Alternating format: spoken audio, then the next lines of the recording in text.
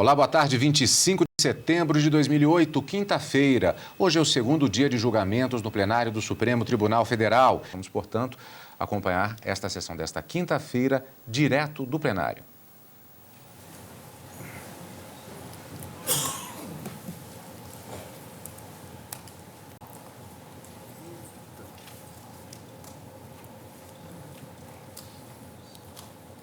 Senhores ministros, havendo o número regimental, declaro aberta a sessão. O secretário procederá à leitura da ata da sessão anterior. Ata da 24ª sessão ordinária, realizada em 24 de setembro de 2008, presidente do senhor ministro César Peluso, vice-presidente, ausente cadamente o senhor ministro Gilmar Mendes, presidente, e a senhora ministra Ellen Grace, procurador-geral da República, doutor Antônio Fernando de Souza, pregoado o seguinte processo: ação civil originária. Não havendo impugnação, declaro a ata aprovada. Senhores ministros, registro a presença no plenário novos servidores do Supremo Tribunal Federal que tomaram posse no dia 24 de setembro deste ano, e também registro a presença dos alunos da Fundação Educacional Raul Bauab, Faculdade de Direito de Jaú, São Paulo. Sejam bem-vindos, tenham bom proveito.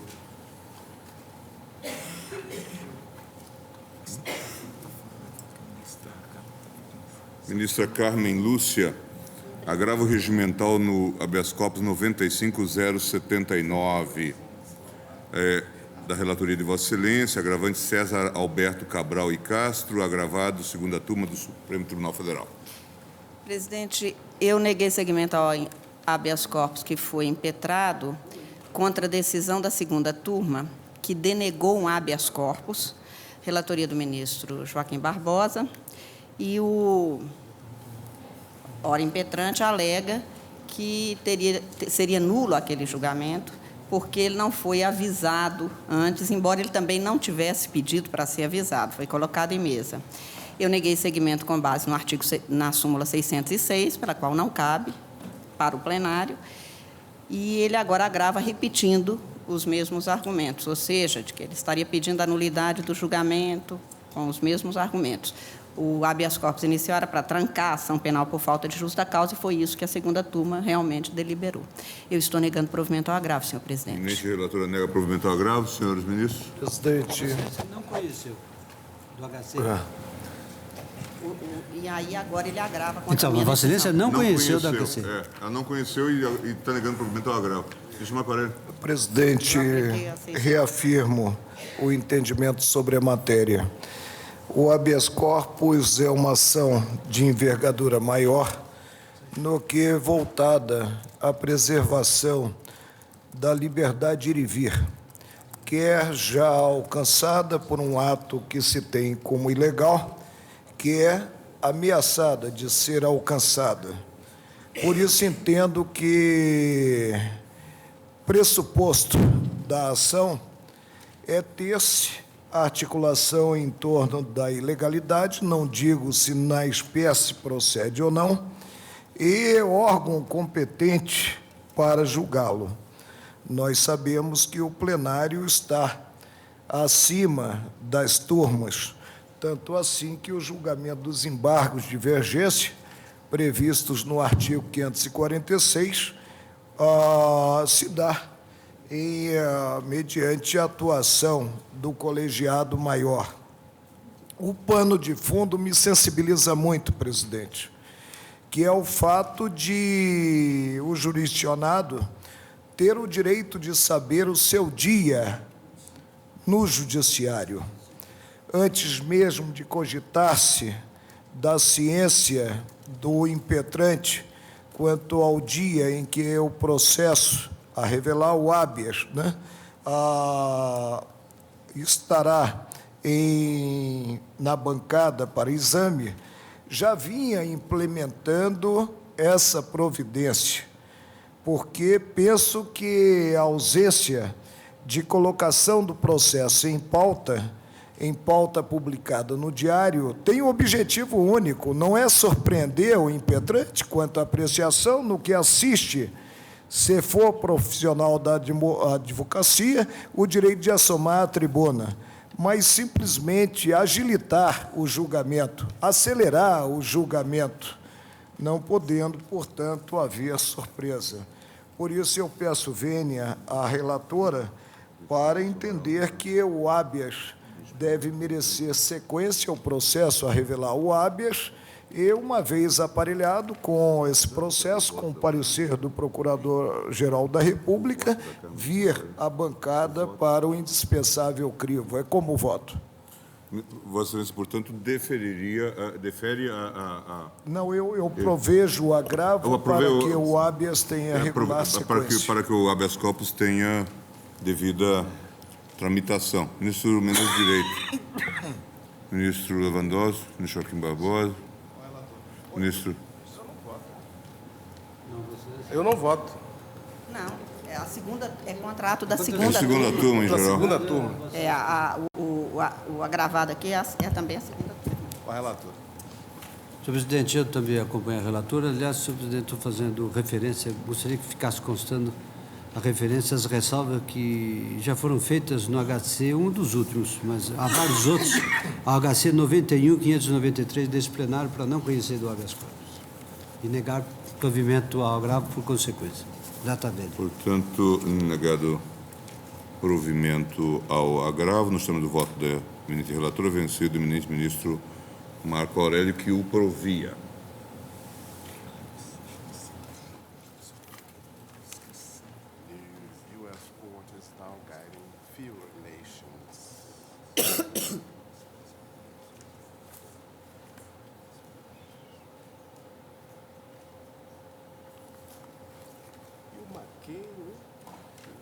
Quem vai ser desistindo? Não quer desistir do debate? Quero desistir do debate. Na verdade, ele manobra.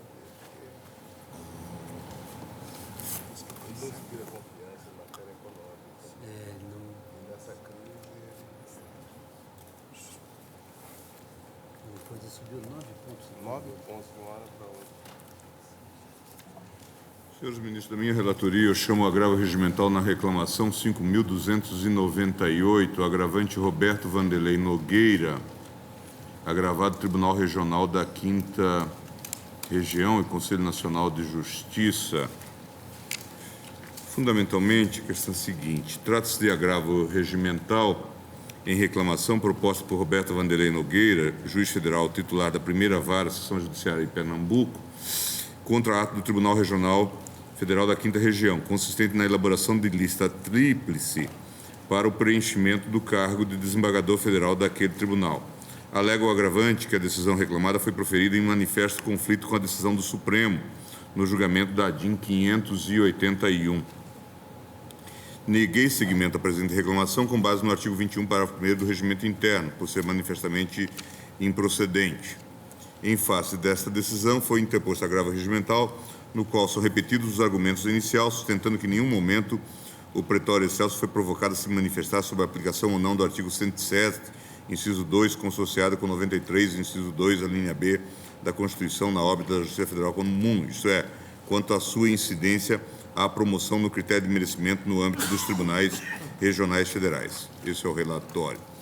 Eu passo ao voto dizendo o seguinte: o agravante alega que o ato reclamado teria violado a decisão desta Corte na ADIM 581, da relatoria do ministro Marco Aurélio, DJ de 6 de 11 de 92, cuja ementa do acordo possui o seguinte teor: lista de merecimento, Tribunal Regional do Trabalho da 21ª Região, Rio Grande do Norte, Lei número 8.215, Constitucionalidade. A Lei número 8.215 mostra constitucional no que se lhe empresta interpretação harmônica com as seguintes premissas: a consideração do exercício por mais de 2 anos e da 5ª parte da lista de antiguidade ocorre vaga a vaga, descabendo fixá-la de início de forma global para preenchimento das diversas existentes. Confeccionada a lista de merecimento para a primeira vaga, apuram-se para a vaga subsequente os nomes dos juízes que, afastados os já selecionados, componham a referida 5ª parte da antiguidade e tenham no cargo de presidente de junta de conciliação e julgamento 2 anos de exercício. A regra constante da parte final da linha B do inciso 2 do artigo 93 da Carta Federal diz respeito à lista de merecimento a ser elaborada e não à vaga aberta, podendo o tribunal, de qualquer forma, recusar o nome remanescente, observada a maioria qualificada de 2/3. Inexistentes juízes que atendam às condições cumulativas previstas na linha B do inciso 2 do artigo 93 da Lei Básica Federal, em número suficiente à feitura da lista tríplice, apura-se a primeira quinta parte dos mais antigos, considerados todos os magistrados, isto para os lugares remanescentes na lista de merecimento. Esta é a emenda. Como se vê, essa decisão, na medida em que teve por objeto a Lei 8.215, a qual criou o Tribunal Regional do Trabalho da 21ª Região, refere-se unicamente à promoção de juízes no âmbito da Justiça do Trabalho, não se podendo vislumbrar qualquer fundamento no sentido que abrangeria também as promoções de juízes na Justiça Federal Comum. Como deixei consignado na decisão agravada, esta Corte tem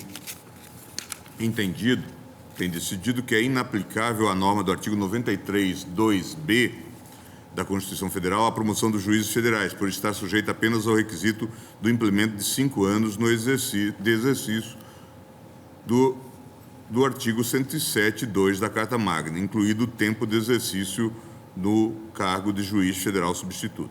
Mandado de Segurança 23789, ministra Ellen Grace. Ademais, o Tribunal Regional da 5ª Região está somente seguindo decisão do Conselho Nacional de Justiça, proferida no pedido de providências número 94, de 2005, a qual respondeu à consulta elaborada pelo próprio TRF 5ª Região a propósito da aplicação ou não do artigo 93, 2b da Constituição à Justiça Federal Comum. Cito trecho do voto de desempate proferido pelo ministro Nelson Jobim. Em que pese tenha sido acalorado, no âmbito do Supremo, o debate sobre a aplicabilidade da norma do artigo 93, 2b da Constituição Federal ao acesso por mérito de juízes federais ao Tribunal Regional Federal, o certo é que a maioria do plenário da Suprema Corte, em sucessivos precedentes, aí cita vários, MS 23337, da relatoria do ministro Moreira Alves, MS 21631, redator para acordo do ministro Ilmar Galvão, tem se inclinado pela tese de que aquele acesso está sujeito apenas ao requisito do implemento de 5 anos de exercício, conforme disposto no artigo 107, 2 da Carta Magna. Não vislumbro, dizia Jobim, mesmo após o advento da Emenda Constitucional 45, razões jurídicas relevantes que autorizem a modificação desse entendimento jurisprudencial já solidificado no âmbito da Suprema Corte. Aliás, ressalto, dizia Sua Excelência, que em precedente recente, MS 23789, relatora ministra Ellen Grace, já de 2005, já sob a égide da Emenda Constitucional 45, o plenário do Supremo, por maioria, novamente prestigiou a sua jurisprudência pacificada quanto à inaplicabilidade da norma do artigo 93, 2b da Constituição ao acesso por mérito de juízes federais ao Tribunal Regional Federal, por estar este sujeito apenas ao requisito do implemento de 5 anos de exercício, conforme disposto no artigo 107, 2 da Carta Magna. Nesses termos, senhores ministros, meu voto é pelo não provimento do presente agravo regimental. Ministro Menezes de Direito.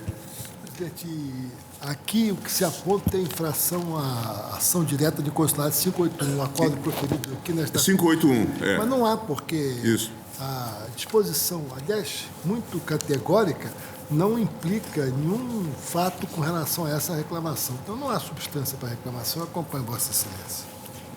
Acompanho Vossa Excelência. Ministro aqui? Ministro Santorani?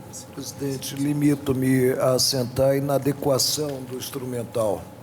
A reclamação pressupõe sempre ou a usurpação da competência do Supremo ou desrespeito à decisão formalizada. Ressaltou bem Vossa Excelência que, no precedente, e funcionei como relator, né, o tribunal defrontou-se com uma lei específica a disciplinar o preenchimento de cargos em um regional do trabalho e não em um regional federal, ou mesmo ter-se promoção considerada Justiça Federal estrito sensu, e dirimiu, portanto, o alcance dessa lei. No caso concreto, nós temos o envolvimento de cargo na Justiça Federal estrito sensu. Logo, não se pode empolgar esse precedente para chegar-se a uma extensão do que decidido na via estreita da reclamação. Acompanho Vossa Excelência e desprovejo o recurso. Portanto, desprovido o agravo, decisão unânime nos termos do voto do relator.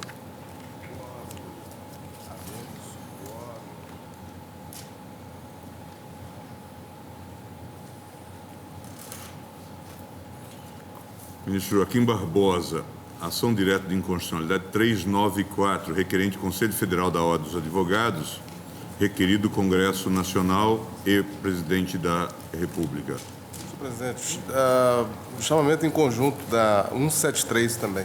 173. ADIM 173. Hein? Temos sim. Temos.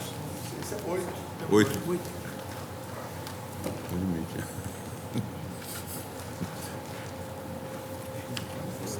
173.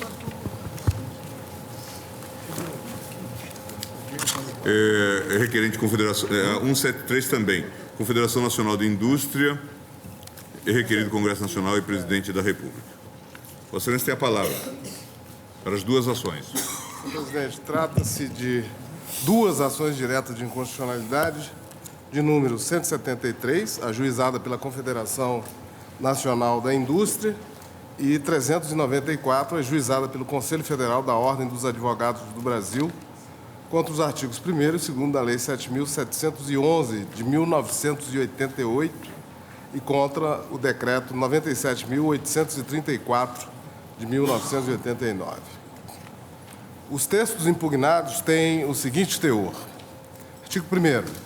Sem prejuízo do disposto em leis especiais, a quitação de débitos, a quitação de créditos tributários exigíveis que tenham por objeto tributos e penalidades pecuniárias, bem como contribuições federais e outras imposições pecuniárias compulsórias, será comprovada nas seguintes hipóteses. Primeiro, transferência de domicílio para o exterior. Segundo, habilitação e licitação promovida por órgão da administração federal direta, indireta ou fundacional, ou por entidade controlada direta ou indiretamente pela União. Terceiro, registro ou arquivamento de contrato social, alteração contratual e distrato social perante o registro público competente, exceto quando praticado por microempresa, conforme definida na legislação de regência. Quarto, quando o valor da operação for igual ou superior ao equivalente a 5.000 obrigações do Tesouro Nacional. E A. Registro de contrato ou outros documentos em cartório de registro de títulos e documentos. B. Registro em cartório de registro de imóveis. C. Operação de empréstimo e de financiamento junto à instituição financeira, exceto quando destinada a saldar dívidas para com as fazendas nacional, estaduais ou municipais. Parágrafo 1º. No caso das alíneas A e B do inciso 4º, a exigência deste artigo é aplicável às partes intervenientes. Parágrafo 2º. Para os fins de que trata este artigo, a Secretaria da Receita Federal, segundo normas a serem dispostas em regulamento, remeterá periodicamente aos órgãos ou entidades sob a responsabilidade das quais se realizarem os atos mencionados nos incisos 3º e 4º, relação dos contribuintes com débitos que se tornarem definitivos na instância administrativa, procedendo-se às competentes exclusões nos casos de quitação ou garantia da dívida pública. Parágrafo 3º. A prova de quitação prevista neste artigo será feita por meio de certidão ou outro documento hábil emitido pelo órgão competente. Artigo 2º.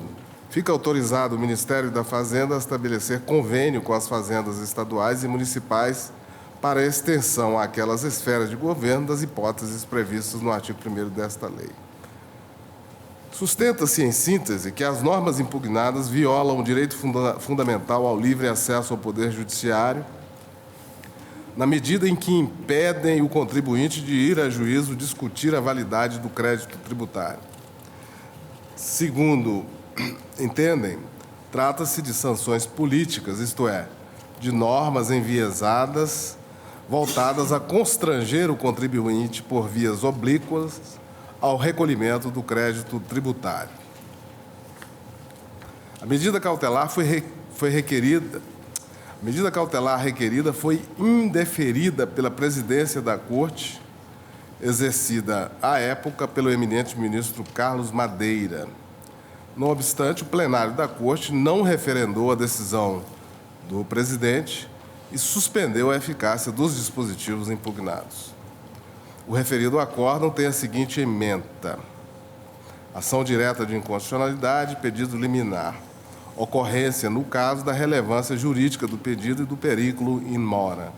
Não referendado o despacho indeferitório da liminar, foi ela concedida com relação ao artigo 1º da Lei 7.711, de 22 de dezembro de 1988, para suspender ex nunc a eficácia. Concessão essa que, por via de consequência, suspenderá a eficácia do decreto regulamentador deste dispositivo legal. Fecha aspas. As informações foram prestadas. O advogado-geral da União apresentou defesa. O procurador-geral da República opina pela perda de objeto da ação em relação ao artigo 1º, inciso 2º da Lei 7.711, e, no mérito, pela declaração de inconstitucionalidade do artigo 1º, caput, incisos 1º, 2º, 4º e parágrafo 1º, 2º e 3º da mesma lei. É o relatório.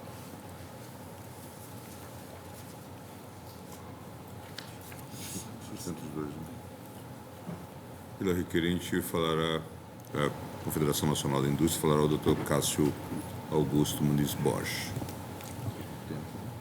Senhor presidente, senhor ministro relator, senhora ministra, senhores ministros, senhor representante da Procuradoria,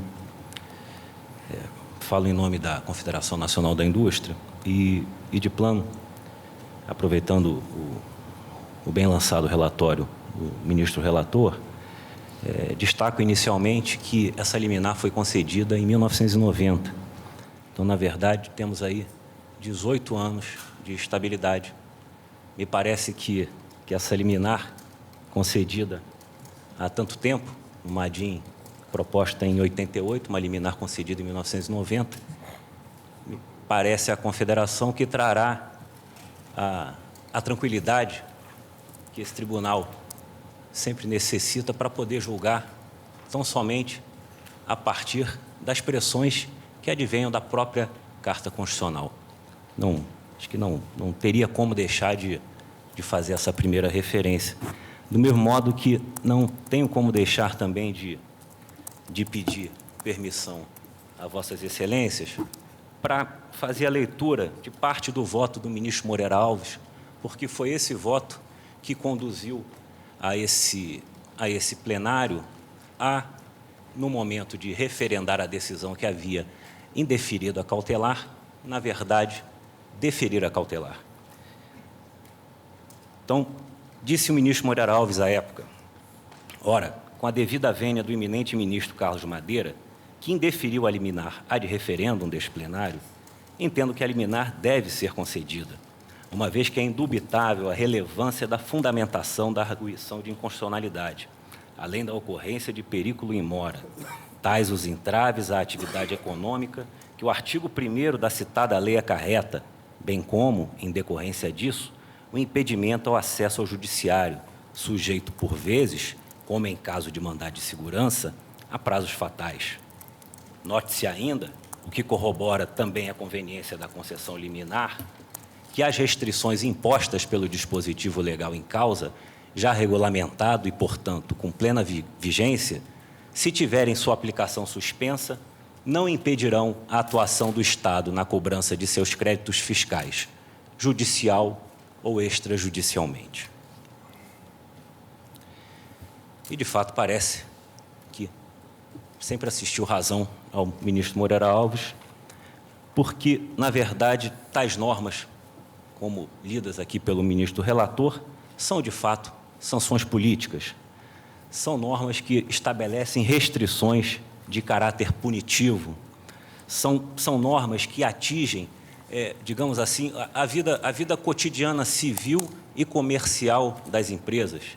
E ressalto aqui das empresas industriais, as quais a CNI representa. Essas normas, de certa maneira, elas estabelecem um mecanismo indireto, e aí defeso, de o poder público vir a arrecadar o seu crédito, abrindo mão dos seus ritos e dos seus processos próprios para tal mistério, que, de certa forma, até caracterizam um privilégio legal diante das prerrogativas que possuem a Fazenda no momento de arrecadar os seus créditos. E não parece também à CNI que se possa sustentar a existência aqui de um interesse público, pelo menos não de um interesse público salutar, a justificar a permanência de tais normas sancionatórias no ordenamento jurídico. E vejam, Vossas Excelências, que o objetivo de tais normas sempre é o de arrecadar o tributo, ou seja, o do pagamento do tributo. E, nesse sentido, parece à CNI que tais normas violam, primeiramente, o livre acesso ao Poder Judiciário, porque impedem que os contribuintes discutam efetivamente se há ou não aquele crédito e se aquele crédito é naquele valor efetivamente estabelecido pela Fazenda. A reboque, parece à Confederação Nacional da Indústria que tais normas também violam o devido processo legal, seja porque o contribuinte não tem condições de demonstrar se tais débitos são ou não devidos, seja porque, nesse caso específico, a Fazenda também não se vale dos seus ritos e procedimentos próprios para a cobrança do tributo.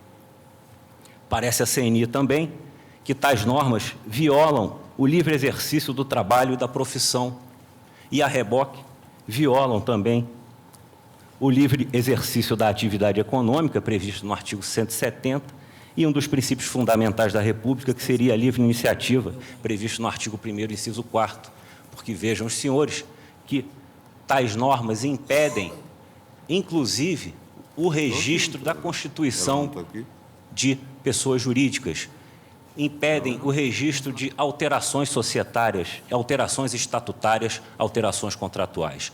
Como disse anteriormente, atos cotidianos da vida empresarial. Parece à Confederação Nacional da Indústria que tais normas também violam o princípio da proporcionalidade e da razoabilidade. Não parece que seja razoável ou que seja adequado manter-se no ordenamento jurídico tais normas a partir do momento em que, como já dito, a própria Fazenda possui os seus meios próprios arrecadatórios.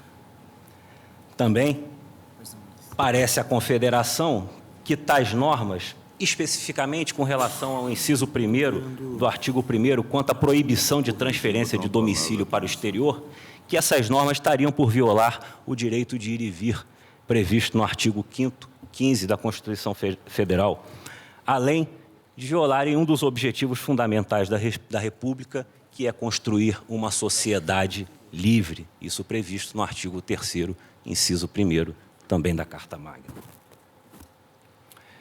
Parece à Confederação que tais normas, elas acabam por esbarrar nos verbetes 70, 323 e 547 das súmulas desse Supremo Tribunal Federal. E, nesse sentido, eu peço vênia para fazer rápida leitura de tais verbetes. Súmula 70, é inadmissível a interdição de estabelecimento como meio coercitivo para a cobrança de tributo. Súmula 323, é inadmissível a apreensão de mercadorias como meio coercitivo para pagamento de tributos. Súmula 547, não é lícito a autoridade proibir que o contribuinte em débito adquira estampilhas, despache mercadorias nas alfândegas e exerça suas atividades profissionais. E vejam os senhores que esse posicionamento do plenário, consubstanciado no voto do ministro Moreira Alves em 1990, parece mais do que real nos dias atuais. E aqui eu novamente peço desculpas aos senhores para poder trazer, por exemplo, julgamentos proferidos por quase toda a maioria dos ministros presentes aqui, nesse sentido de repugnar normas que criam restrições tais quais estas estão por fazer. Tem o agravo de instrumento 713-311, relator ministro Ricardo Lewandowski, um julgamento recente em maio de 2008. Vossa Excelência também aponta violação à súmula 547, alegando a autoridade coatora ao exigir a apresentação de CND sob ameaça de cancelar o registro de funcionamento da impetrante, está afastando-se da sua atuação de poder de polícia, utilizando-se da ausência da certidão negativa como meio indireto de cobrança de tributos, o que é inaceitável, vide a súmula 547 do Supremo Tribunal Federal. Para não cansar Vossas Excelências, apenas cito o agravo de instrumento 636-342, ministra Carmen Lúcia como relatora, também recente, julgamento 2 de maio de 2008. Temos também o agravo de instrumento 683.000, um julgamento de outubro de 2007, ministro Celso de Mello foi o relator. Um recurso extraordinário 529.154, ministro Celso de Mello, também 29 de junho de 2007, na mesma linha. Ministro Celso de Mello, 523.366, em dezembro de 2006. Ministro Eros Grau, no recurso extraordinário 302.792, no julgamento de 12 de junho de 2006. Ministro Sepúlveda pertence.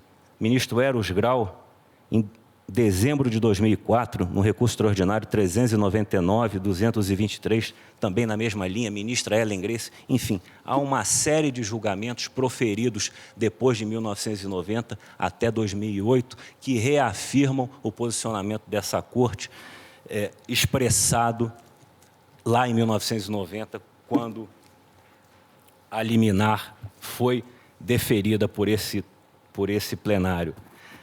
Parece à Confederação que, em função dessas inconstitucionalidades, os parágrafos 1º, 2º e 3º também do artigo 1º ficam viciados. Com relação ao artigo 2º da norma, é o artigo que permite que a União firme convênios com os demais entes da Federação, a fim de que tais restrições possam ser extensíveis também àqueles demais entes da Federação. Além dessas inconstitucionalidades apontadas, quer parecer à Confederação que há ainda duas inconstitucionalidades. O primeiro, a violação ao princípio da legalidade estrita. Não se pode admitir que, a partir de um convênio, se estabeleça regras legais ou se estenda regras legais dirigidas à União, a Estados, municípios e a Distrito Federal. E a reboque a essa violação parece ter a Confederação Nacional da Indústria também a violação ao princípio da separação de poderes, porque somente o Poder Legislativo, através do seu processo legislativo, poderia estabelecer tal regra às demais entidades federativas.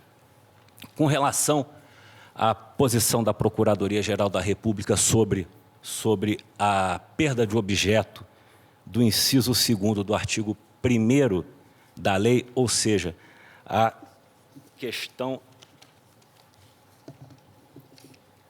a exigência de quitação dos créditos tributários na habilitação e licitação promovida por órgãos da administração federal, direta, indireta ou fundacional, ou por entidade controlada direta ou indiretamente pela União, de que tal norma teria sido revogada tacitamente pela Lei 8.666, a CNI discorda da posição e esclarece. Na verdade, o artigo 29 da Lei 8.666, de fato, trata, sim, da questão, mas trata de outra forma. O artigo 29 da Lei 8.666 exige a regularidade fiscal. A lei em comento exige a quitação dos tributos. E a CNI parece haver uma grande diferença entre regularidade e quitação. Não fosse dessa forma, não existiria o artigo 206 do CTN, que permite, inclusive, a emissão de certidões positivas com efeito de negativas. Parece à Confederação ainda que são questões de fato distintas no momento em que o artigo 29 da Lei 8.666 exige, aí é uma posição doutrinária e jurisprudencial, exige a regularidade fiscal daqueles tributos que efetivamente interfiram sobre a contratação em comento. A lei em questão exige a quitação de todos os créditos. Ela é expressa quando diz créditos tributários exigíveis tenham por objeto tributos e penalidades pecuniárias, bem como contribuições federais e outras imposições pecuniárias compulsórias. Ou seja, todo e qualquer crédito que seja da Fazenda, a Fazenda estaria aqui exigindo a quitação, diferentemente da regularidade fiscal, que é exigida pelo artigo 29 da Lei 8666. Também o artigo 29 da Lei 8666 exige a regularidade da sede ou domicílio fiscal do licitante. Nesse caso específico aqui, o inciso 2 do artigo 1º da Lei 7711 exige a quitação de todos os créditos tributários da pessoa jurídica. Não podemos esquecer que há pessoas jurídicas, quando realiza a licitação, muitas vezes a sua participação se dá através dos seus estabelecimentos, ou através das suas filiais, ou através da sua sede. No caso específico aqui da 7711, a exigência seria da quitação dos tributos de toda pessoa jurídica, ou seja, de todas as suas unidades autônomas. Enfim, senhores ministros, é por essas razões que a CNI confia na inconstitucionalidade da Lei 7711, no seu artigo 1º, na sua totalidade, e no seu artigo 2º. Muito obrigado. Obrigado, Vossa Senhoria. Com a palavra o ministro relator.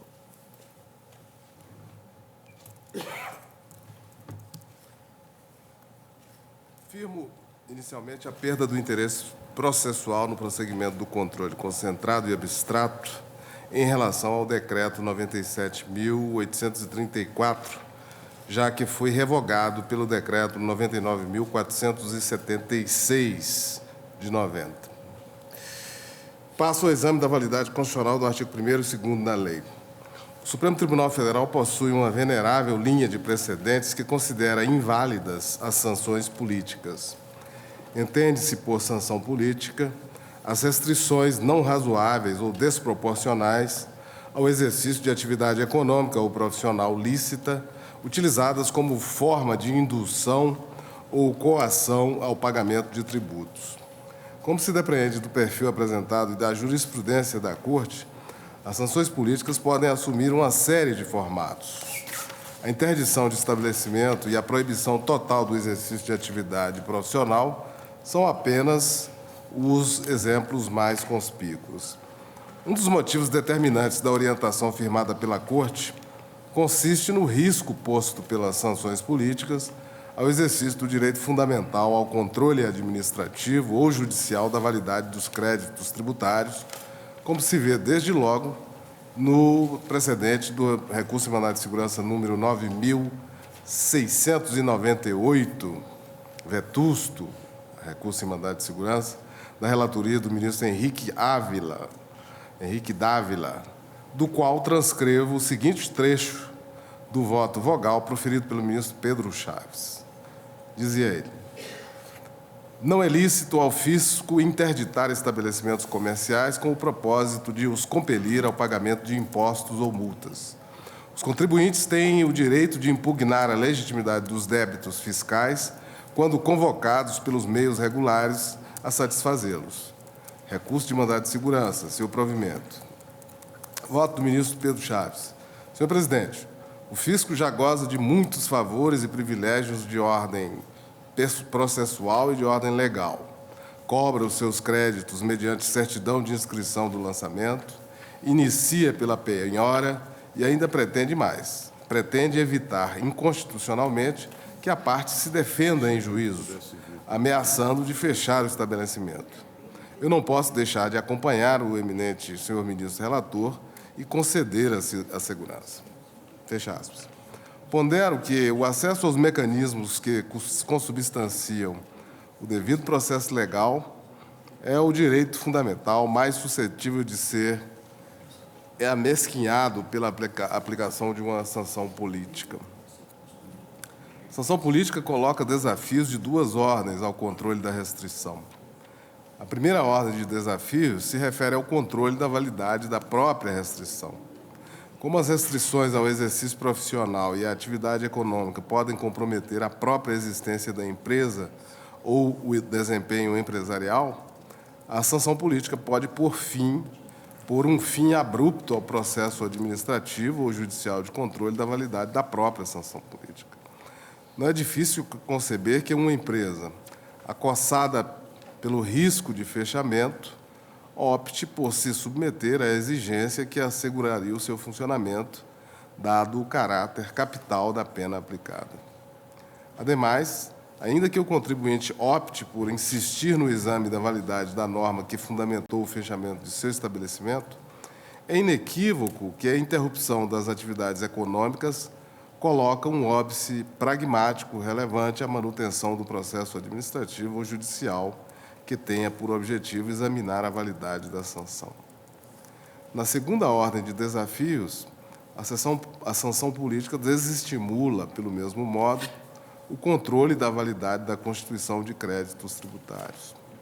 A interdição de estabelecimento ou a submissão do contribuinte a regime mais gravoso de apuração tributária pode impedir a discussão administrativa ou judicial sobre matéria tributária, pois é incontestável que uma empresa fechada terá menos recursos para manter um processo administrativo ou judicial.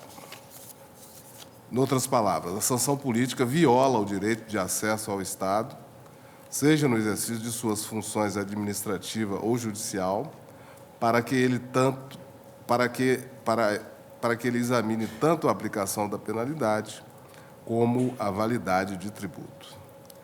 A sanção política também viola o substantive due process of law, na medida em que implica o abandono dos mecanismos previstos no sistema jurídico para apuração e cobrança de créditos tributários, em favor de instrumentos oblíquos de coação e indução. Esse aspecto foi registrado pelo eminente ministro Celso de Mello em voto vogal proferido nos autos do RE 413.782.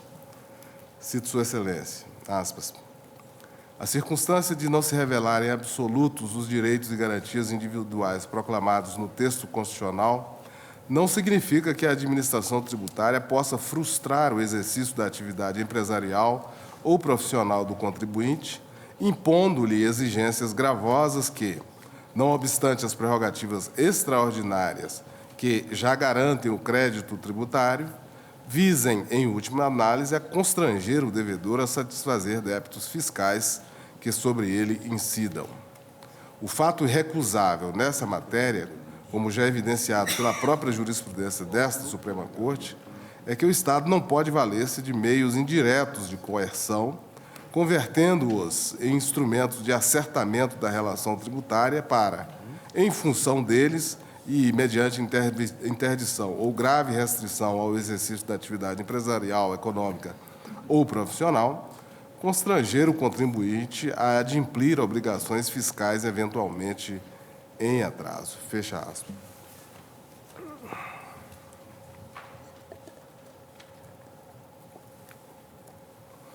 A orientação firmada pela Corte também invoca o direito fundamental ao exercício profissional e de atividade econômica lícita e rechaça a aplicação de sanções políticas tributárias, independentemente da forma que as restrições possam tomar. Com efeito, por ocasião do julgamento do RE 413.782, relator ministro Marco Aurélio, o Pleno do Supremo Tribunal Federal reputou inconstitucional o regime de apuração do ICMS que submetia a companhia Varig à emissão negócio a negócio de nota fiscal avulsa. A restrição era aplicada, pois aquele contribuinte possuía débitos perante a Fazenda do Rio Grande do Sul, cuja exigibilidade não estava suspensa. Como se lê no voto do eminente ministro relator, a obrigação para que fosse extraída uma nota a cada negócio praticado pela empresa inviabilizava a dinâmica própria à atividade econômica desenvolvida pelo contribuinte. Já no RE 434.987, o eminente ministro César Peluso examinou situação na qual a autoridade fiscal exigia que os débitos tributários fossem garantidos, como condição para que lhe fosse permitida a impressão de documentos fiscais. Sua Excelência deu provimento ao recurso extraordinário para determinar que o fisco autorizasse a impressão de documentos fiscais independentemente da prestação de garantias, na linha do que ficara decidido no RE 115.452, embargo de declaração, relator ministro Carlos Veloso. O entendimento já consolidado no âmbito do Supremo Tribunal Federal também pode ser recuperado da orientação enunciada nas súmulas 70, 232 e 547, já enunciadas da tribuna. A orientação desta Corte tem se mantido constante, como se extrai da leitura de diversos precedentes, tais como RE 424.061, relator ministro Sepúlveda pertence, RE 409.956, relator ministro Carlos Veloso, RE 414.714, da minha relatoria, e RE 409.958, relator ministro Gilmar Mendes. Em suma, a Corte tem historicamente confirmado e garantido a proibição constitucional às sanções políticas, invocando, para tanto, o direito ao exercício de atividades econômicas e profissionais lícitas, a violação do substantive due process of law, ou seja, a falta de proporcionalidade e razoabilidade de medidas gravosas que se predispõem a substituir os mecanismos de cobrança de créditos tributários, e a violação do devido processo legal manifestado no direito de acesso aos órgãos do Executivo ou do Judiciário, tanto para controle da validade dos créditos tributários, cuja inadimplência pretensamente justifica a nefasta penalidade, quanto para o controle do próprio ato que culmina na restrição. É inequívoco, contudo, que a orientação firmada pelo Tribunal não serve de escusa ao deliberado e temerário desrespeito à legislação tributária. Não há que se falar em sanção política se as restrições à prática de atividade econômica objetivam combater estruturas empresariais que têm, na inadimplência tributária sistemática e consciente, a sua maior vantagem competitiva. Para ser tida como inconstitucional, a restrição ao exercício de atividade econômica deve ser proporcional, deve ser desproporcional e não razoável. As normas impugnadas operam inequivocamente como sanções políticas. O artigo 1º, inciso 1º, obriga a comprovação de regularidade fiscal nas hipóteses de transferência de domicílio para o exterior. Trata-se de obstáculo injustificado ao direito constitucional fundamental de locomoção. Ao contrário do que sugere o texto impugnado, a Constituição rechaça veementemente o condicionamento do livre-arbítrio do indivíduo, no que se refere à escolha do local onde deseja residir, ao sucesso econômico e à submissão ao entendimento da autoridade fiscal quanto à legalidade dos créditos tributários. Não há previsão constitucional que permita vincular o direito de locomoção do indivíduo ao território administrado pelo Estado, em relação ao qual exista relação jurídica tributária. Declaro, pois, inconstitucional o artigo 1º, inciso 1º da Lei 7.711. O artigo 1º, inciso 3º, vincula o registro ou arquivamento do contrato social e atos similares à quitação de créditos tributários. Novamente, o texto impugnado parece pressupor existir obrigação constitucional ao sucesso financeiro e a obrigação constitucional à submissão e concordância ao entendimento fiscal sobre a validade dos créditos tributários.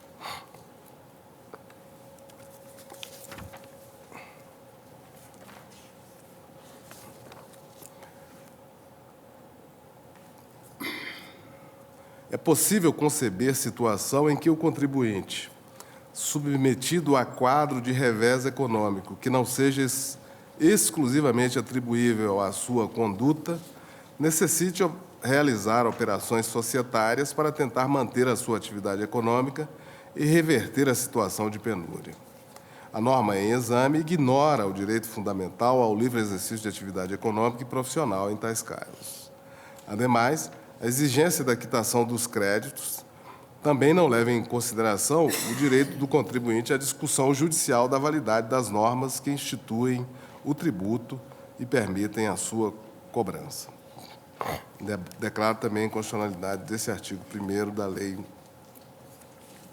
lei do terceiro. O artigo 1º, inciso 4º da Lei 7.711 tem sentido semelhante ao artigo 1º, terceiro, mas especifica-se em função do tipo e do valor da operação de registro ou financeira.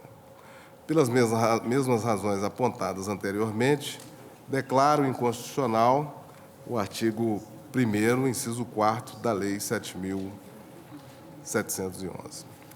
Também os parágrafos do artigo 1º, quanto o artigo 2º da lei, são normas que também só têm sentido se mantida a constitucionalidade do caput e dos incisos do artigo 1º. Tais normas dispõem sobre a realização de convênios entre os entes federados para a fiscalização do cumprimento das restrições ou lhes fixam detalhes. Ante o exposto, senhor presidente, eu conheço parcialmente das ações diretas e, na parte conhecida, declaro a inconstitucionalidade dos dispositivos. Vossa Excelência não está declarando do inciso 2. O inciso 2, na verdade, eu tenho dúvida, porque ele é repetido na lei de licitações. A lei de licitações exige... Regularidade fiscal. A regularidade fiscal. A regularidade fiscal não significa necessariamente Quitação. Pode ser exigência de caráter administrativos, inscrições, etc. Observância de obrigações tributárias acessórias, muitas vezes. Não, mas o 29.3... Não, eu acho que esse mas o artigo 2º seria bem discutível. Eu também acho. Porque o artigo 29, ministro, da 8666, os artigos 27.3 e 27.4 e 29.3 da 8666 não restringem a regularidade fiscal exclusivamente a esse tipo de obrigação. Então, me causa alguma estranheza declarar inconstitucionalidade quanto à própria Constituição. No artigo 37, manda que a lei estabeleça quais as condições para o que quer se habilitar à licitação. Porque o problema que se põe constitucionalmente, depois pela legislação administrativa, é na possibilidade de contratar com o Estado alguém que não esteja com a quitação devida e depois faça uma licitação de uma compra de uma obra, às vezes até urgente, e depois a pessoa não consegue cumprir o contrato em detrimento do interesse público. Daí porque os artigos 27 e 29 explicitam a comprovação das condições de regularidade fiscal, e aí é expresso com a Fazenda Pública Federal, Estadual e Municipal, em termos, inclusive, que a própria legislação também pode alterar. Inciso 21 do artigo 37. Exatamente. Então, o inciso 2... O ministro Emanuel estava ponderando aqui que a diferença é a seguinte: se prevalecer essa ideia de que é preciso comprovar a quitação, o fato do contribuinte, por exemplo, estar em juízo com um mandado de segurança ou uma liminar, impede que ele se habilite para a licitação. Ao passo que, se entender, como está na lei das licitações, a regularidade fiscal, pode ser regular quando ele está na justiça e obtém uma liminar. E aí ele não tem a quitação fiscal, mas ele está em situação regular porque ele está questionando o débito na justiça.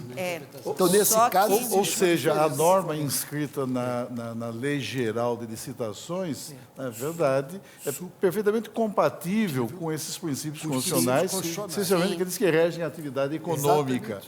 Porque, no fundo, não se obstrui o exercício que é legítimo por parte do inadimplente do seu direito. Torna compatível a exigência constitucional dos critérios para a contratação com a administração pública. Agora, aqui o inciso 2º é mais drástico. Mas a quitação, ministro, tal como hoje está interpretando... Salvo se a minha proposta. pendência judicial. Porque isso, ministro, já é o que se pratica hoje nas licitações. Quem compõe, quando a gente está compondo a comissão de licitação, equivale à quitação a comprovação pelo candidato, pelo interessado, que ele está discutindo e, portanto, ele não está não quite com a fazenda. Se nós deixarmos então, se houver a interpretação conforme, a administração pode entender em sentido contrário. Exatamente. Pode se entender que é necessária a quitação, quando não é necessária. E muitas vezes nós discutimos a questão da perspectiva de uma iniciativa do próprio devedor, uma iniciativa em juízo do devedor, mas não podemos ignorar que a administração tributária tem meios eficazes, como a medida cautelar fiscal, como a própria execução fiscal, quando muitas vezes em curso, e, portanto, os interesses da Fazenda estão perfeitamente resguardados. Na verdade, eu entendo, senhor presidente, senhor ministro, que esse dispositivo ele foi revogado Pelos artigos da lei, acho da lei que é superveniente. Não, porque a regularidade pode ser interpretada de forma diferenciada. A regularidade fiscal, ela é mais abrangente e alcança, portanto, a quitação, não está em débito com o fisco. Daí ter-se, a meu ver, realmente o prejuízo quanto à ação ajuizada há muitos anos, né, contra essa lei substituída por uma lei específica, que é a lei das licitações. Agora, me preocupa muito uma evolução na jurisprudência quanto à coação política para receber-se impostos, logo sob a égide de uma Constituição democrática, como a Constituição de 1988. Não há como contemporizar, não há como permitir que o Estado exercite essa coação e apenas abrindo margem ao afastamento desse mecanismo com o ajuizamento de ação pelo cidadão. Eu creio que nós temos 3 verbetes revelando uma vetusta jurisprudência. Qualquer ato que implique forçar o cidadão a recolhimento de imposto é inconstitucional. E não vejo, nem na cláusula do 37, quanto à licitação, na remessa à lei, a possibilidade de a lei contrariar esse princípio, que é um princípio implícito na Constituição de 1988, ou seja, o vedador do exercício de coação e não a execução do que é devido, coação política para ter-se o recolhimento do tributo. Nós temos 3 verbetes, como se ressaltou da tribuna, verbetes que tornam extremo de dúvidas essa jurisprudência. Refiro-me ao verbete 70, ao 323 e ao 547. Nesse campo da coação política para fazer-se caixa, não há como tergiversar, não há como mitigar o princípio vedador da assunção pelo Estado de uma postura que acabe na via indireta, levando o contribuinte ao recolhimento do tributo. E é por isso mesmo que a própria jurisprudência constitucional do Supremo Tribunal Federal vem reafirmando o conteúdo desses enunciados sumulares e repelindo essas práticas evidentemente inconstitucionais estabelecidas na legislação tributária e em todos os níveis, no plano federal, no plano estadual e no plano municipal. Há disso, e o eminente ministro relator colacionou vários Chegou-se ao ponto nessa lei de se proibir a saída do país. Pois é, em plena época de globalização, né? De todos os modos, ministro Celso, retornando ao inciso 2, que é o que estava em discussão basicamente, quer dizer, se nós explicitarmos, como parece o eminente ministro relator vai fazer, que esse artigo está revogado pela lei das licitações, que é mais abrangente, portanto, inclui também essa hipótese, ficaria resolvida a questão. O que não pode é nós simplesmente assentarmos o prejuízo com relação a esse dispositivo. Porque, como disse também o eminente eu estou de acordo. Marco Aurélio, é necessário fazer uma repressão imediata e dura com relação a esse tipo de exigência, porque o contribuinte fica completamente descoberto. Claro, é verdade. Não, então, eu estou de acordo... O ministro Carlos Alberto está propondo que se averbe a revogação do inciso 2. Mas não apenas a revogação com a explicitação de que esta hipótese está abrangida pela nova lei. A 866. Isto é, expressão regularidade fiscal implica a exigibilidade da quitação quando o tributo não seja objeto de fazer uma revogação sem essa Discussão explicitação. ou administrativa, que às vezes eles fazem. Então ficaria assim, quer dizer, Eu também. Senhor relator, portanto... Esse acréscimo. Sim, sim. Essa é a minha proposta era essa. Dito de outras palavras. Ótimo. Então, Agora, fica pendente o artigo 2º. Mas Eu acho que por arrastamento ele... por arrastamento. Não é? Ele perde substância. Então, a proclamação seria a seguinte: conheço parcialmente das duas ações diretas e, na parte conhecida, declaro a inconstitucionalidade do artigo 1º, incisos 1º, 4º, né? Terceiro também. Terceiro e 4º, Terceiro. parágrafos 1º a 3º da lei, e não conheço do inciso 2º do artigo 1º, porque ele foi revogado por estar abrangido pelo dispositivo da Lei 8.666. Que trata da regularidade Que trata fiscal. da regularidade fiscal. Senhores ministros, acho que não há consenso para o absoluto em relação a isso. Portanto, conheceu-se parcialmente da ação e, na parte conhecida, julgou-se procedente nos termos do voto do relator, explicitando-se a revogação do inciso 2 do artigo 1º da Lei 7.711 pela Lei 8.666, no que concerne à regularidade fiscal.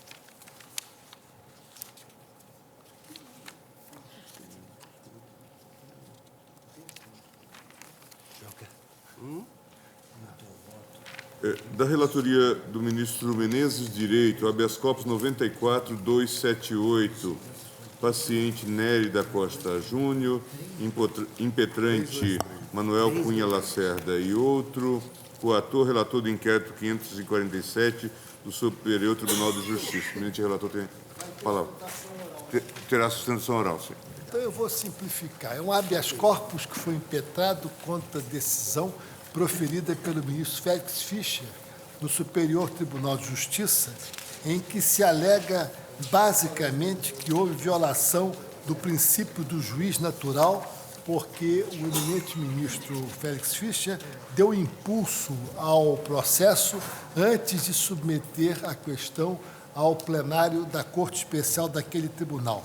Mostra que houve também ausência de autoria do crime imputado ao paciente, de hipotético fato típico que servisse de suporte para justificar a abertura do inquérito. Mostra ainda a indevida atuação da Polícia Federal no inquérito, a determinação ilegal de vista dos autos ao Ministério Público Federal pela autoridade coatora, que estaria concretamente a causar a violação do sigilo. Houve manifestação da Procuradoria-Geral da República e este é o relatório. Pelo paciente, falará o doutor Manuel Cunha Lacerda. Eu deixei de mencionar, mas o eminente advogado certamente vai fazer. Há uma preliminar resistente, considerando que, a esta altura, o Superior Tribunal de Justiça já teria recebido a denúncia. Mas o eminente advogado provavelmente fará referência da tribuna. Com a palavra, o eminente advogado. Eminente presidente, ministro Gilmar Ferreira Mendes, douto e sábio plenário, ilustre e respeitável Procurador-Geral da República, doutor Antônio Fernando Souza, serventuários, colegas advogados, senhores e senhoras. Trata-se de inquérito, que é o nosso singular entendimento, desrespeitou a independência da função jurisdicional. Vamos tentar mostrar isto com simplicidade e objetividade. O eminente ministro Menezes de Direito esculpiu o seguinte pensamento, verbis: o juiz não pode julgar conforme o seu princípio de justiça, e sim de acordo com a lei. O eminente ministro Marco Aurélio, por sua vez, também sustenta um princípio importante, que é a previsibilidade do julgamento. Neste caso, o inquérito é uma imprevisibilidade do começo ao fim. Uma imprevisibilidade do procedimento processual. Eminentes ministros, conta-se que Tales provocou o riso de uma menina camponesa quando caiu numa vala porque estava olhando para as estrelas.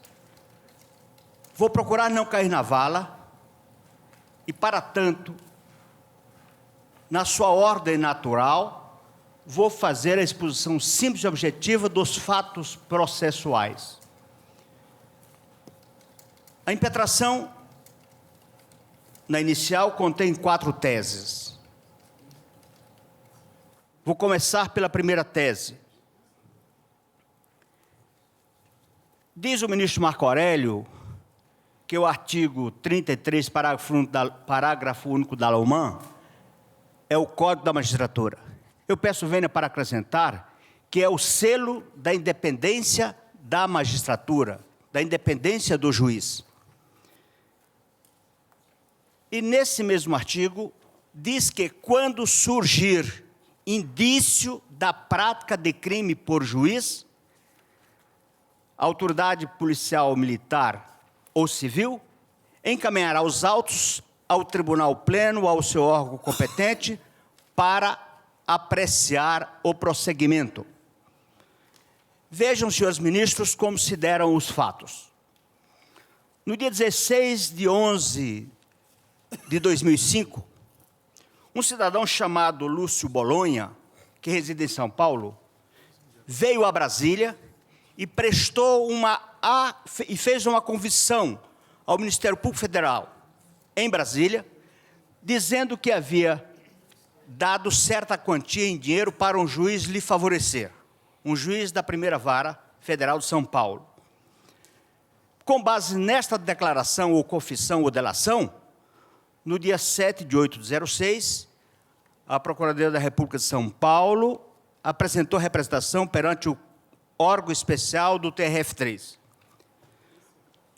No dia 14 de 2, este procedimento instaurado contra esse juiz, foi remetido para a Corte Especial.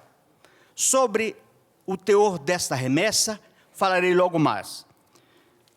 O certo é que no dia 15 de 2 de 06, esta remessa chegou aqui, na Corte Especial, e foi distribuída para o eminente ministro Félix Fischer, apontado como autoridade impetrada neste caso. A impetração, excelências, em primeiro lugar, tem fundamento no HC 77.355 do Rio Grande do Sul, da autoria do ministro Marco Aurélio, da relatoria do ministro Marco Aurélio.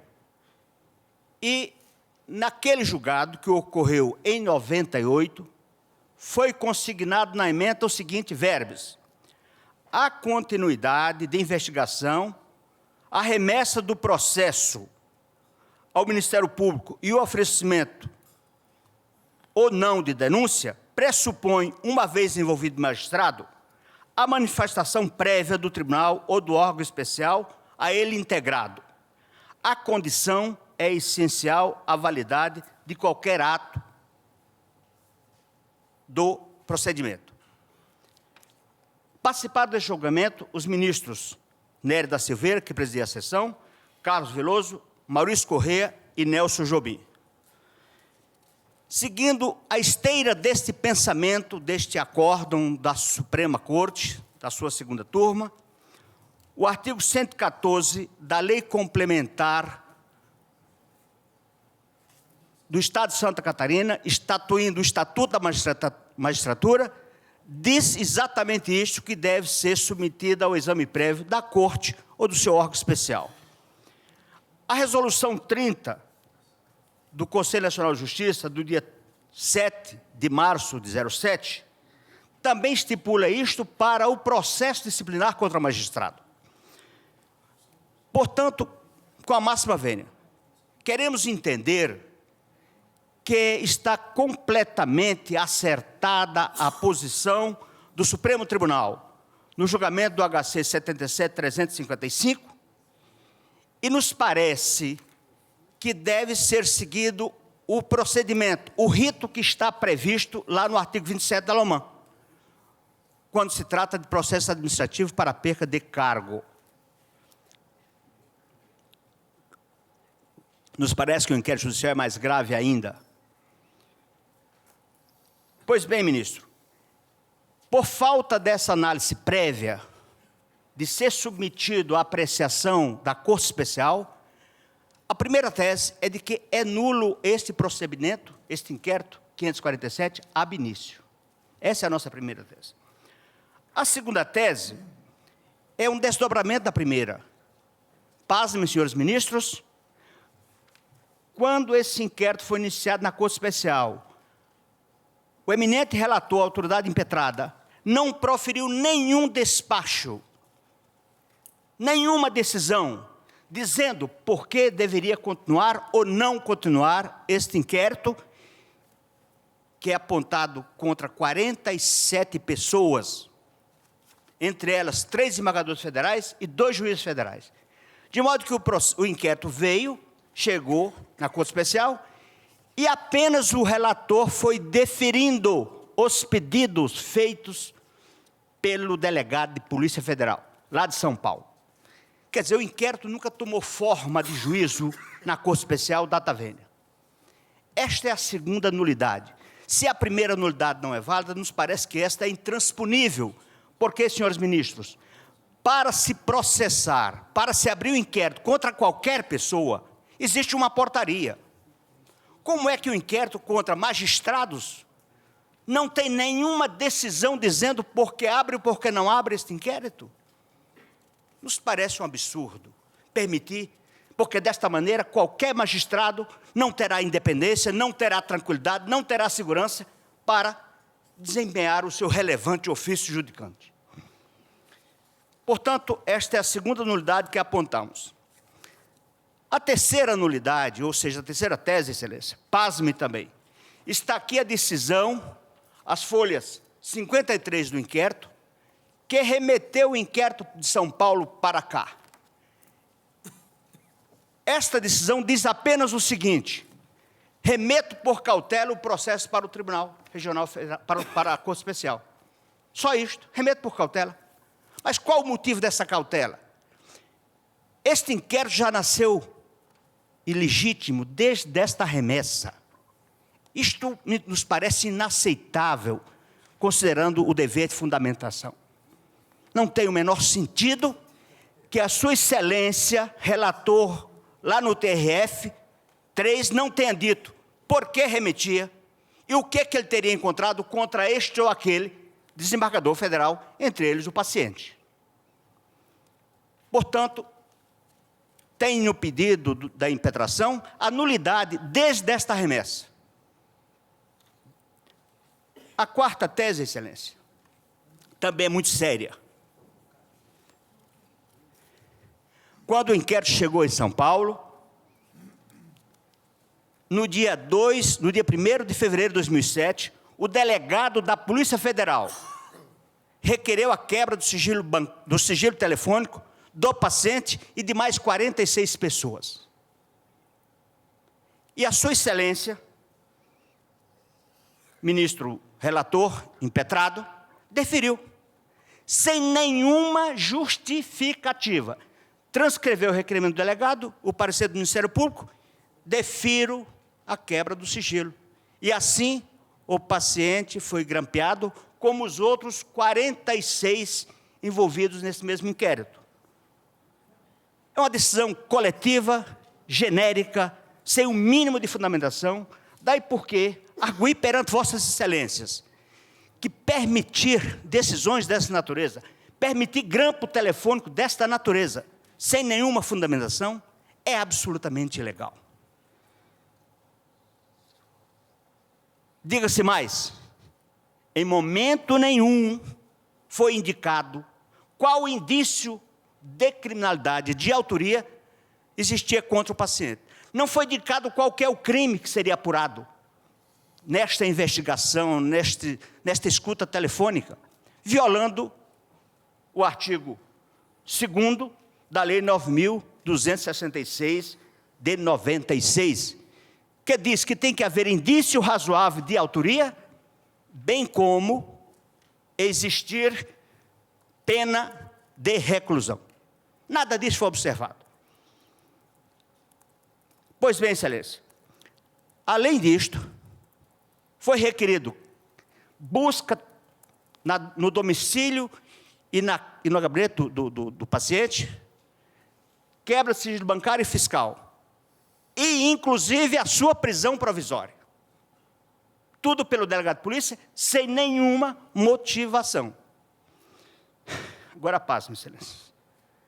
Essa busca foi realizada na casa do paciente, que reside em um condomínio. Chegou a polícia, mais de 10 policiais encapuzados à metade, acompanhado da imprensa, estando na residência, a esposa e os 4 filhos menores do paciente. E de lá saíram 3 horas da tarde, depois de esparramar todo tipo de terror contra o magistrado. Aí está revelada a agressão ao exercício da jurisdição. Isto é intolerável. Essa devassa se estendeu ao seu gabinete. Excelência, estabelece o artigo 18, letra F, da Lei Complementar, que instituiu o Estatuto do Ministério Público da União, que membro do Ministério Público não será indiciado. No caso, o paciente foi indiciado e interrogado, sem saber de qual crime estava sendo acusado. Essa mesma disposição está também no Estatuto, na Lei Orgânica do Ministério Público, no seu artigo 41, inciso 2. Pois bem, excelência, além disso, foi requerido a prisão provisória do paciente.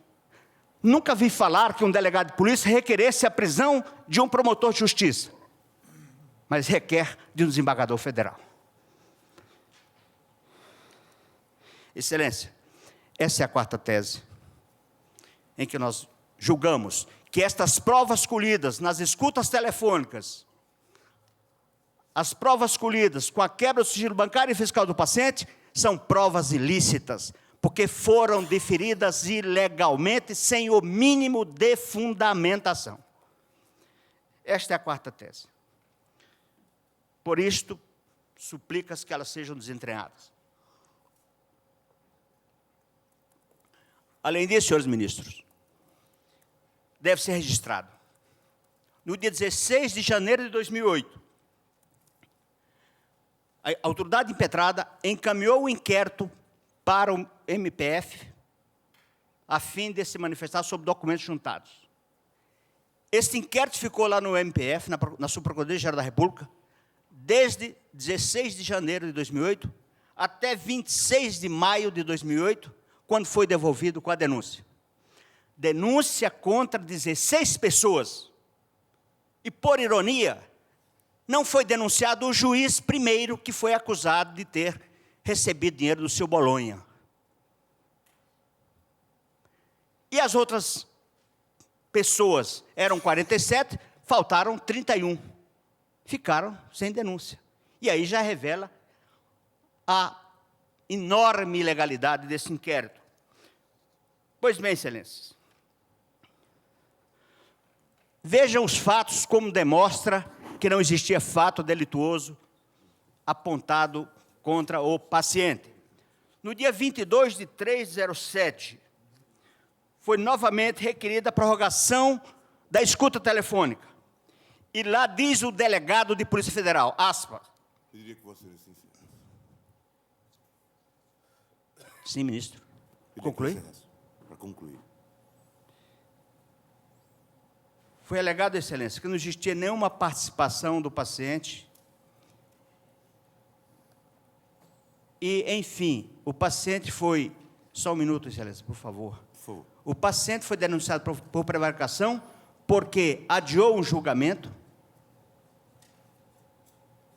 a pedido da turma, julgou na sessão seguinte, numa decisão que foi favorável à União, e foi denunciado por quadrilha, porque teria mantido contato com o seu Luiz Pardo, advogado que nunca teve nenhum processo com o paciente, e também porque foi visto em companhia do Luiz Danta, que é um seu amigo de infância, que não é nem advogado. Eram essas considerações que tinham que fazer, senhor ministro, suplicando a concessão da ordem nos termos da inicial. O eminente procurador-geral, a pergunta básica é o seguinte, Vossa Excelência subscreveu a denúncia? Não, a denúncia... Não. Falará como fiscal da lei, portanto. Senhores e senhores ministros, primeiro um registro. O impetrante, seu nobre advogado, na petição inicial, registra que o ato questionado, além de causar-lhe dano moral, macula indevidamente a imagem da magistratura pátria. Não é verdade. A magistratura nacional honra o país pela integridade, competência e dedicação exemplares dos que a compõem. Não a maculam os desvios de conduta de uns poucos, desvios, aliás, presentes em todos os setores. Mácula somente haverá se esses poucos permanecerem impunes e impunes continuarem a exercer o nobre ofício de julgar.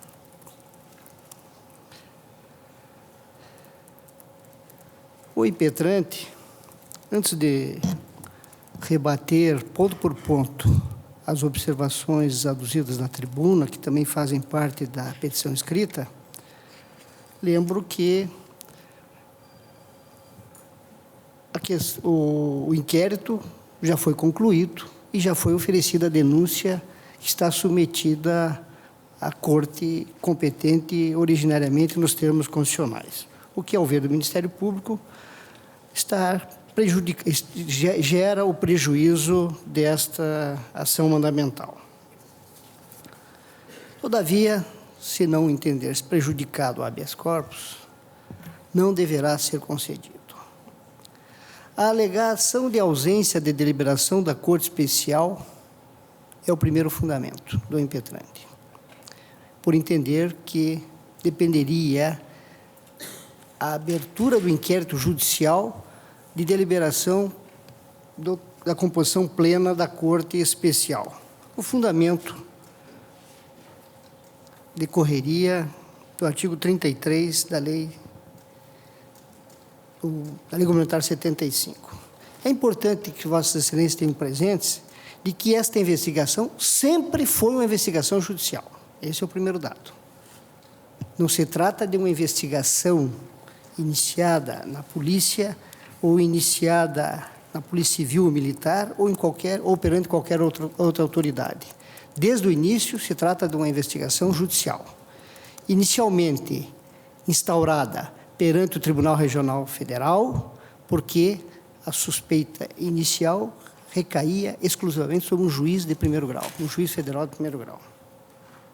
Foi instaurado perante a terceira região com essa finalidade. O curso das investigações conduziram a identificar suspeita em relação a magistrados da própria Corte. Neste momento, como evidentemente deve ocorrer, e aí sim aplicando-se o artigo 33, os autos foram remetidos à Corte competente, ao Superior Tribunal de Justiça. Não desconheço, evidentemente, a referência ao precedente da segunda turma, o habeas corpus 77.355 de 1988. Mas com todas as vênias devidas, especialmente ao ministro Marco Aurélio, o Ministério Público tem compreensão diversa do teor deste artigo. O que diz o artigo?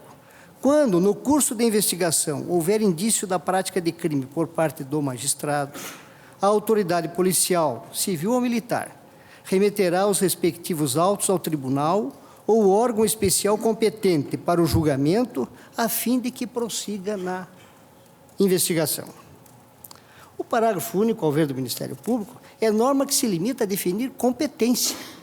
O processo, no caso, não estamos tratando de autoridade policial, civil ou militar anterior. Trata-se já, desde o primeiro momento, de inquérito judicial, que foi posteriormente remetido ao Superior Tribunal de Justiça. Ao ver do Ministério Público, é norma que se limita a definir a competência para a investigação de ilícito criminal atribuído ao magistrado. E que impõe, por isso, o deslocamento do procedimento investigatório, quando estiver pela autoridade policial, para o juízo, para o tribunal competente, ou quando já está num tribunal, para o tribunal superior competente imediatamente superior. É o que ocorreu no caso. A norma, em nenhum momento, sugere o prévio juízo plenário do tribunal. A referência a tribunal ou órgão especial competente para o julgamento que deverá ser realizado quando? Quando do recebimento da denúncia, se for o caso ou não. Até porque o arquivamento, a própria norma estabelece a possibilidade de ser pelo prato do relator. Consumado o deslocamento, o procedimento a ser observado é o previsto na lei processual, não na LOMAN. A LOMAN trata, isto sim, do procedimento administrativo contra o magistrado, que não estabelece, na hipótese, qualquer procedimento. E também no respectivo regimento interno, que diz a lei pertinente, a Lei 8.038. O relator escolhido na forma regimental será o juiz da instrução. É o artigo 2º da Lei 8.038, que se realizará segundo o disposto nesse capítulo, no Código de Processo Penal, no que for aplicável no regimento interno do tribunal. Parágrafo 1º. Parágrafo único. O relator terá as atribuições que a legislação processual confere aos juízes singulares. Age com todos os poderes próprios do juiz singular para o encaminhamento do feito. No caso, trata-se de ato do Superior Tribunal de Justiça. Que diz o Superior Tribunal de Justiça, o regimento interno, que é a norma a ser observada. O relator será o juiz da instrução, que se realizará segundo o disposto nesse capítulo, no Código de Processo Penal e neste regimento. Parágrafo único. O relator terá as atribuições que a legislação penal confere aos juízes singulares, podendo submeter diretamente à decisão do órgão colegiado competente as questões surgidas durante a instrução, havendo questão a ser levada ao conhecimento do tribunal. Portanto, parece evidente, ao ver do Ministério Público, a rigidez do procedimento que se adota em todos os casos, inclusive perante essa Corte. No tocante à alegação de que o inquérito se transformou, e observo mais que a norma invocada do regimento interno do Estatuto da Magistratura do Estado de Santa Catarina, evidentemente, não tem aplicação. Nós estamos aqui diante de um caso que a competência é do Superior Tribunal de Justiça e o regramento é tanto da Lei 8.038 quanto do regimento específico. No tocante às alegações de que o inquérito se transformou em procedimento da Polícia Federal e que a intromissão indevida do Ministério Público Federal, peço vênia para, por brevidade, lembrar o que disse com muita precisão o ministro relator ao indeferir a liminar. Ademais, são desprovidas de fundamentos jurídicos as alegações de que o inquérito em questão se transformou em procedimento da Polícia Federal e ainda de que há intromissão não autorizada do Ministério Público Federal nas investigações. Os autos bem demonstram tratar-se de inquérito que tramita perante o Superior Tribunal de Justiça, sob o comando de ministro daquela Corte Superior de Justiça, que é a autoridade apontada como coatora, ao qual caberá dirigir o processo sob sua relatoria, devendo tomar todas as decisões necessárias ao bom andamento das investigações. De mais a mais, o Ministério Público é o órgão constitucionalmente competente para oficiar nos tribunais superiores, especialmente nos feitos de sua competência originária, não havendo, nesse exame preliminar, melhor dizendo, qualquer irregularidade na decisão ao determinar vista dos autos. Aliás, a Constituição reserva com exclusividade a iniciativa da ação penal ao Ministério Público. Não poderá fazê-lo senão conhecendo.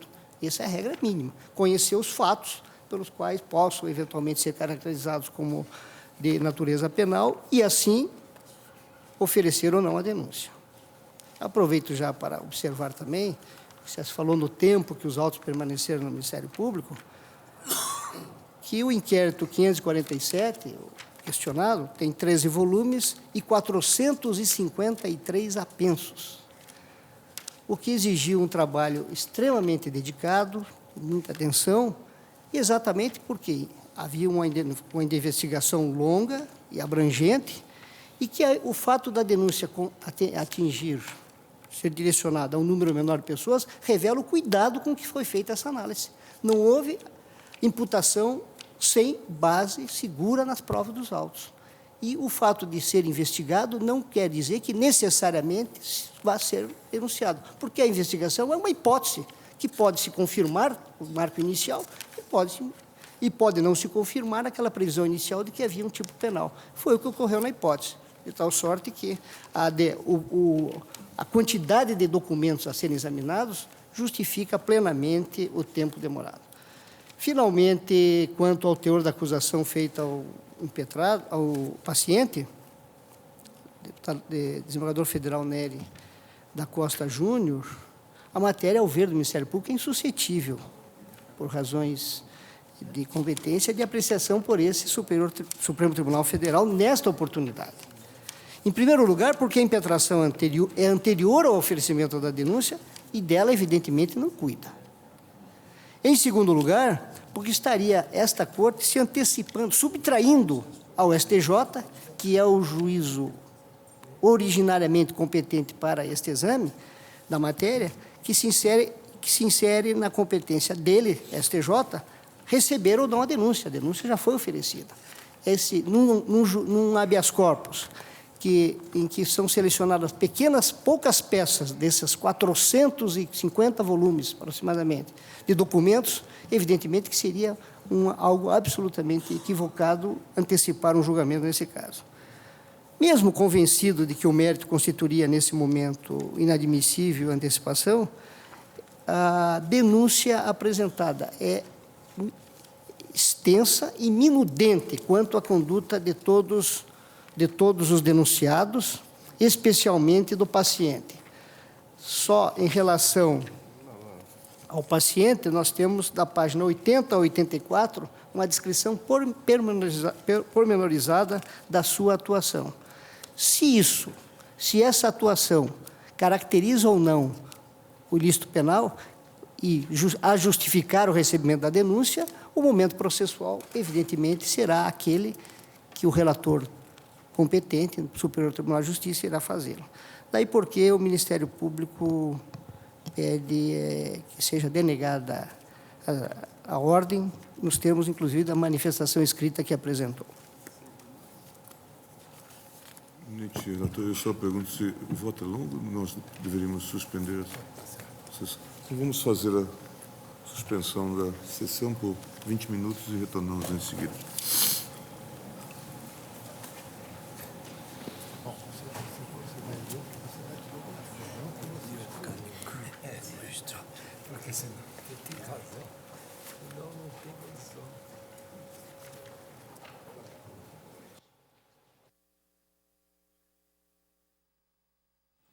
Portanto, pleno intervalo da sessão, expectativa para o retorno e a continuidade com a apresentação do voto. Lembrando, sempre esclarecendo, que houve primeiramente a apresentação do relatório, como já sabemos, o resumo e, na sequência, as sustentações orais e a apresentação também do ponto de vista da Procuradoria-Geral da República. Por conta do horário, já perto de 4 horas, no retorno nós teremos a apresentação do voto do relator neste processo. Primeiro, revendo aqui, vamos direto aos destaques já que tivemos um total de 5 processos julgados, sendo que houve um julgamento conjunto, vamos direto a ele, o julgamento conjunto de 2 ações diretas de inconstitucionalidade, 173 e 394, que foram apresentadas pela Confederação Nacional da Indústria, a CNI, contra o Congresso Nacional e a Presidência da República. Ações contra os artigos 1º e 2º da Lei 7.711, lei esta de 1988. Estes artigos, ou melhor, esta lei estabelece, os artigos especificamente, vamos ser mais diretos, estabelecem diversos requisitos para a comprovação de quitação de créditos tributários em situações que isso é exigido. Segundo os autores das ações, lembrando que são 2, foi um julgamento conjunto, as normas estariam colocando obstáculos ao livre acesso ao Poder Judiciário pelas características, pela forma como isso é exigido e também ao livre exercício de trabalho, ofício ou profissão. Karina, aqui a Lei 7.711, na verdade, acessando, até o próprio telespectador pode fazer isso, ele pode acessar através do site do Palácio do Planalto, há um link, inclusive, no site do Supremo Tribunal Federal, ele pode acessar a Lei 7.711 de 88 e vai se verificar que tem um pouco grande aqui a quantidade de dispositivos, já que nós temos o artigo 1º, uma série de 4 incisos, particularmente eles foram questionados, e ainda mais exatamente 3 parágrafos e ainda o artigo 2º na sequência que foram questionados através desta lei. Aí eu lhe perguntaria, antes de passarmos para uma eventual leitura para o telespectador, talvez fazendo a leitura dos dispositivos que foram considerados como inconstitucionais, de que maneira, quais os argumentos que estavam sendo apresentados para se considerar essa Lei 7.711 de 88, nestes artigos, como questionáveis do ponto de vista constitucional? Veja, Carlos, aqui nós tínhamos, a princípio, lembrando, era o pedido de inconstitucionalidade de um decreto e da Lei 7.711 de 88. É o 97.834, segundo consta aqui, de 89, né? O decreto. O decreto, isso. No caso, o ministro entendeu, não conheceu da ação, no resultado ele julga parcialmente, ele conhece parcialmente do pedido. No tocante ao decreto, ele entendeu que este decreto já estivesse revogado por uma outra lei, ou por um outro decreto, salvo engano, publicado em 96.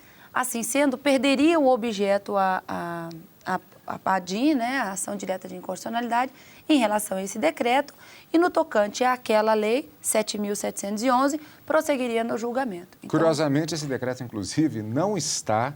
Não consta exatamente da legislação que é disponível a todo o público no Palácio do Planalto e se pula exatamente vários números, incluindo esse 97.834, que talvez confirme, inclusive, essa questão do decreto já ter sido... Porque já ter sido revogado, talvez já saiu do arcabouço legislativo do próprio site. Então, ele não conheceu da ação direta de inconstitucionalidade, por isso, o conhecimento parcial, né, das ações, porque são 2 ações e ambas pedem a inconstitucionalidade do decreto também. E na sequência do julgamento, declarou que era inconstitucional o artigo 1º, incisos 1, 3 e 4, parágrafo 1º ao 3º, por arrastamento, e aí a gente volta naquela já falamos disso em aqui, casos reiterados, né, uma decisão que recentemente nós tivemos da mesma forma. A ação direta de inconstitucionalidade ela é proposta com um objetivo, declarar-se inconstitucional ou a lei num todo ou ela parcialmente.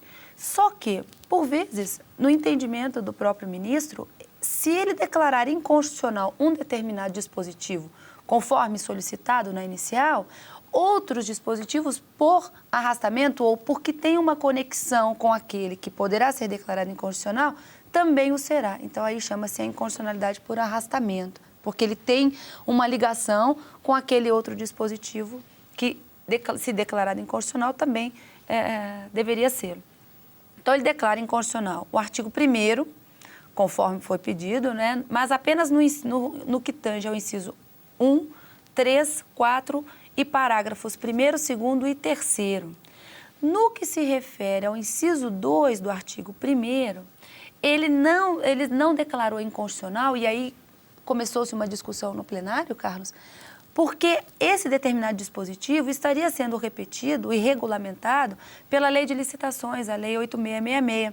Nesse sentido, ela estaria, portanto, implicitamente revogada e aí até eu não me recordo agora se foi o ministro Peluso que pediu que constasse, inclusive, do acórdão, que então que não conheceria também da inconstitucionalidade do artigo 1º, inciso 2, porque o dispositivo já estaria abrangido na Lei 8.666, que trata-se da regularidade fiscal, necessidade de apresentação de documentos para participação em licitações e tudo mais, então estaria implicitamente revogado aquele outro dispositivo.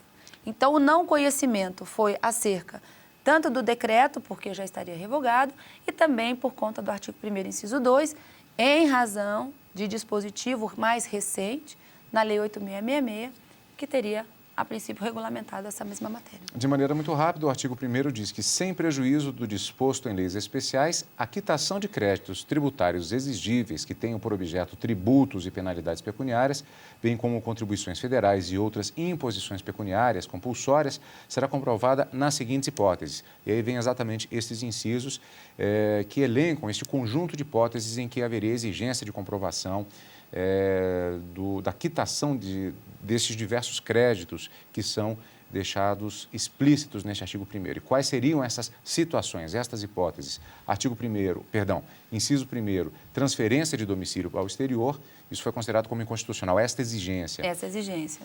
Pulando direto para o 3º, a gente já volta no 2º. Registro ou arquivamento de contrato social, em caso também de alteração contratual e distrato social perante registro público competente, exceto quando praticado por microempresa, conforme definida na legislação de regência.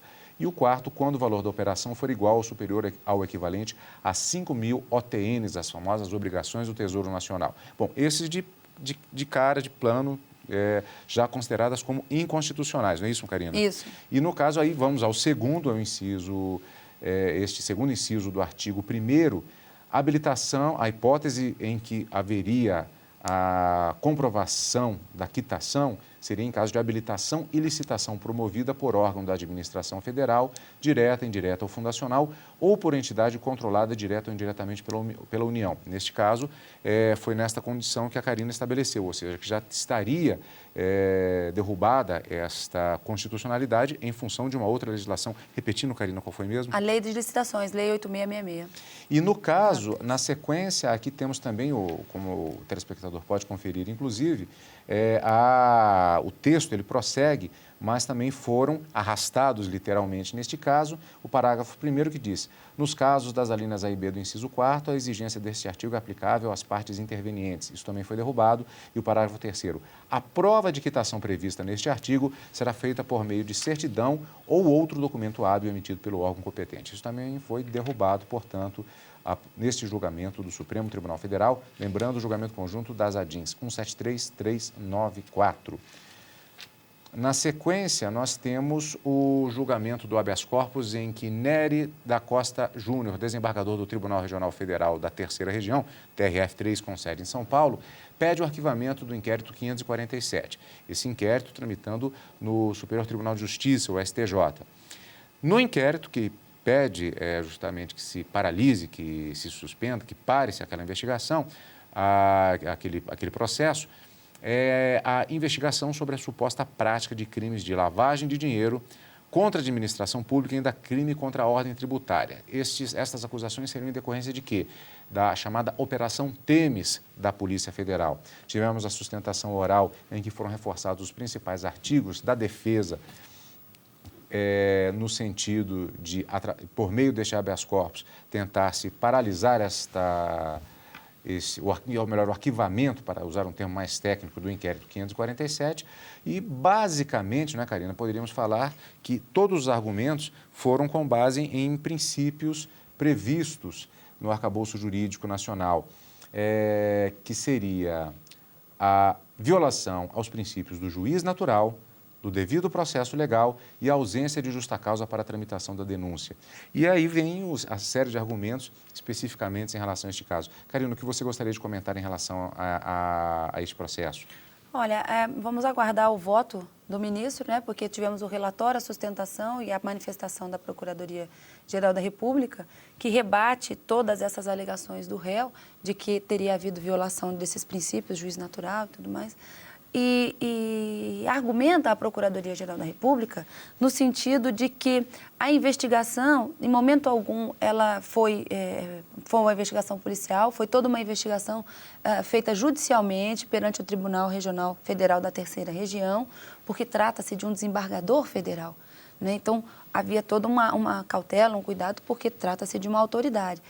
E que também foi argumentado pela Procuradoria que talvez o habeas corpus teria se perdido o objeto na medida em que a ação penal já havia sido proposta, né, perante o STJ. Exato. Então, esse foi um dos argumentos trazidos pela Procuradoria e vamos aguardar o voto do ministro e a manifestação dos demais. O que você acompanha em direto do plenário aqui na TV Justiça. Portanto, em seguida nós voltamos com a continuação do julgamento do habeas corpus 94.278, repetindo direto do plenário aqui na TV Justiça.